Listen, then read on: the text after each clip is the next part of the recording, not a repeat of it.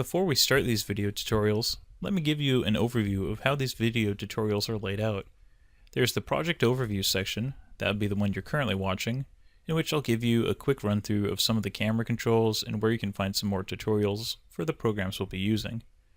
Then I'll show you the workflow that we will go through to create this stage prop. After this project overview, there will be 6 sections, each section about creating a specific part or a process to creating some part of our prop. At the beginning of each section, I'll have a quick overview so you know what types of tools and process we'll be using. After every section, I highly recommend that you save your work.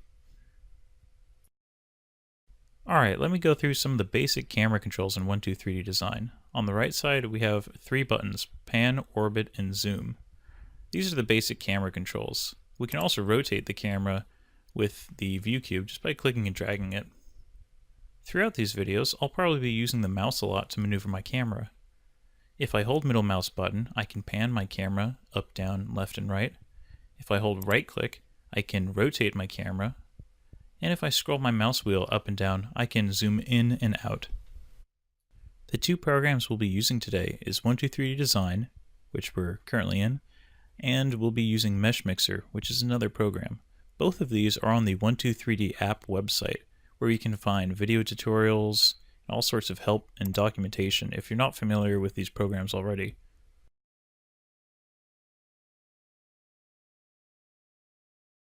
In this tutorial, I'll be showing you how to create a stage prop in 123D Design, and then editing it in Mesh Mixer so it can be 3D printed. I'll be making a prop for Shakespeare's Macbeth. One of the many props that will be used in this play is Macbeth's crown. Since we want each prop to hold some sort of symbolism, I'll make this crown to represent the violence and ambition it took Mr. and Mrs. Macbeth to ascend all the way to the throne. At this point in the project, I've already used a process known as design thinking to help create some of the basic designs of the crown. The design thinking process is a creative process that promotes new and interesting ideas and designs. By using this process, I arrived at a design that I would like to create in 3D and then actually produce as our stage prop.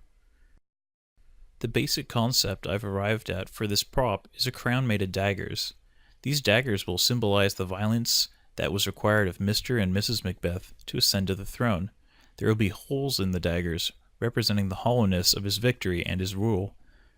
Lastly, the dagger's handles will be stained red, representing the betrayal and the famous line of, "Will all of great Neptune's oceans wash this blood clean from my hands?"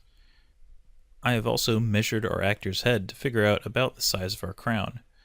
For this particular actor, we'll need a crown that's about 157 millimeters in diameter.